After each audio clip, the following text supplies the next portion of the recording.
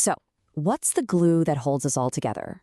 In a world that feels so full of differences, this idea of harmony isn't just some nice, fluffy concept. It's actually essential. So let's dive in and really explore what it means to live together.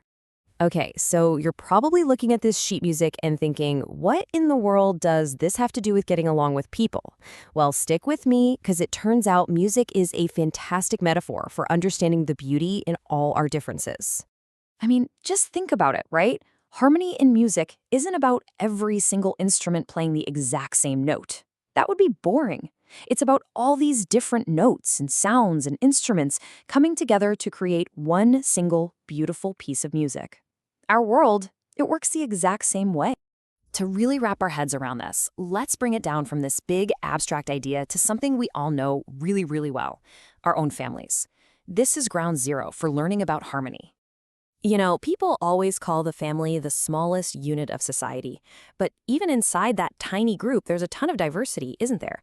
It's basically our first boot camp for figuring out how to deal with different personalities, different needs, and yeah, different opinions. Just picture any family. You'll have tall members and short members, people with fair skin, people with dark skin. You've got the really clever ones, and then maybe the ones who are, well, not so much. The point is, no two people are ever the same. Which, of course, brings up a huge question, right?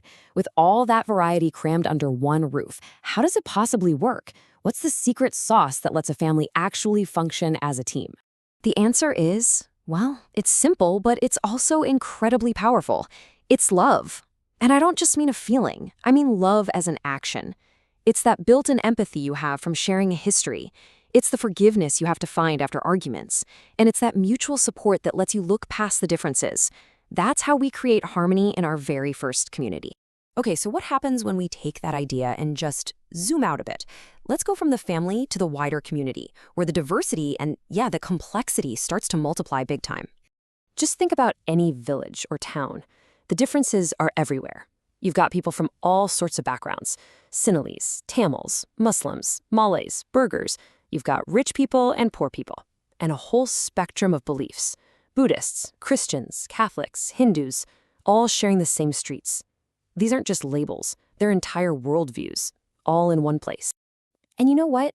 Just like in a family, all these different groups can live together. Now, is it always easy? No way. But it's that very mix of perspectives and traditions that gives a community its unique character, its vibrance, and its strength. All right, let's zoom out one last time. The biggest circle of all, our shared humanity.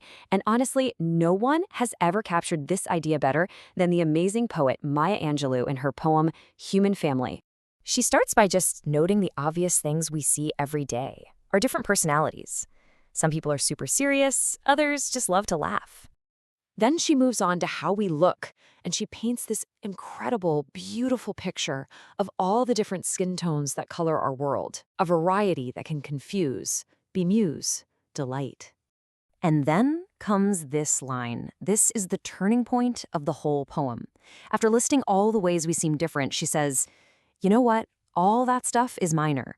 When it comes to the big things, the major things, we're the same. And she finishes by driving that point home with this incredibly powerful thought.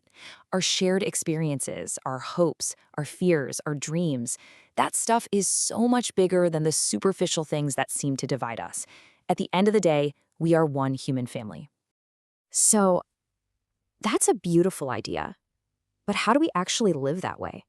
How do we take this amazing thought and make it real in our everyday lives? Let's be honest. It's natural to be a little wary of what's different from us. It's just a basic human instinct. So the real challenge is figuring out how to actively overcome that fear. But how do we do it? Well, it really boils down to 4 key steps.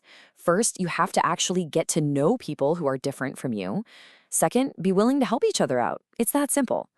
Third, we have to move past just tolerating each other and get to a place of genuine acceptance. And finally, we can learn to truly appreciate the unique things about others, to see those differences not as a threat, but as a gift. Ultimately, it all comes down to balance. This symbol just captures it perfectly, doesn't it? Harmony isn't about erasing our differences, and it isn't about ignoring what we have in common. It's about holding both of those things together in a perfect, dynamic balance. And I want to leave you with one last thought that really ties all of this together. The quote says, "If there is harmony in the home, there will be peace in the world." Just think about that. It means global peace isn't some far-off, impossible dream. It's something that starts right where we are, in our hearts and in our homes. It all starts with us.